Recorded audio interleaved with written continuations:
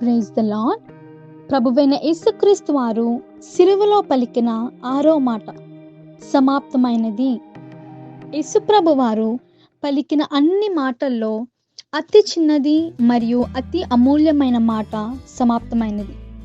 అసలు ఏం సమాప్తమైనది అని మనం చూసినట్లయితే, తండ్రి తనకు అప్పగించిన పనిని సంపూర్తి చేసి సమాప్తమైనదని పలికారు. నశించిన దానిని వెదికి రక్షించుటకు మనుష్య కుమారుడు ఈ భూలోకానికి వచ్చెను అని దైవ గ్రంథంలో రాయబడినది. అయితే ఏం నశించింది?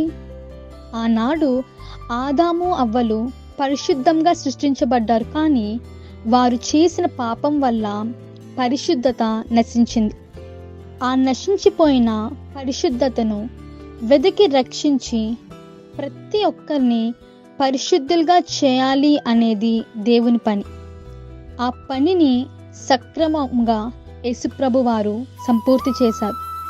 యేసుప్రభు వారు అందువలనే, తండ్రి నీవు నాకు అప్పగించిన పని అంతా సమాప్తమైనది అని ప్రభువు వారు పలికారు.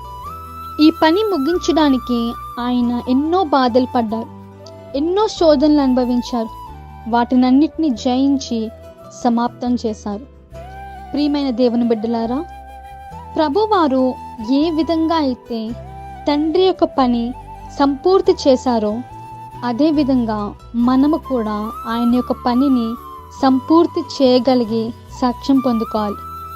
ఆయన నామాన్ని ప్రచురం చేయాలి, ఆయన నామాన్ని ఘనపరచాలి. ఈ క్రమంలో మనకు ఎన్నో శోధనలు వస్తాయి, ఎన్నో ఆటంకాలు వస్తాయి. అవన్నీ జయించి దేవుని యొక్క పని చేయవలసిందిగా ప్రభువు పాలిట మనమందరం ఒక విజ్ఞాపన తీసుకుందాం. దేవుడు మనల్ని దీవించును గాక. ఆమేన్.